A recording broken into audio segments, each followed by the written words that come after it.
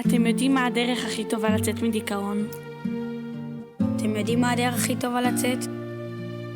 אתם יודעים מה הדרך הכי טובה?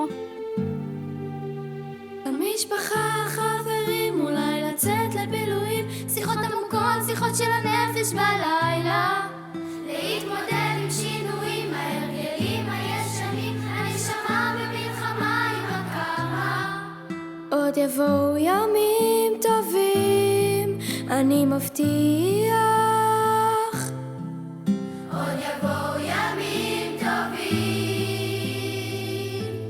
גם בשעות החשוכות של הלילה, תמיד יהיה כוכב קטן שיעיר לך את עצמך, את הדרך הביתה, תמיד זה הכי חשוב לפני הזריחה. מיליון רכבות דוהרות עד אוסטרליה, נחפש רחוק את מה שנמצא לך מתחת לאף, כל מכשול זה מדליה, קם ונופל אבל בדרך שלך. בדרך שלך. בדרך שלך?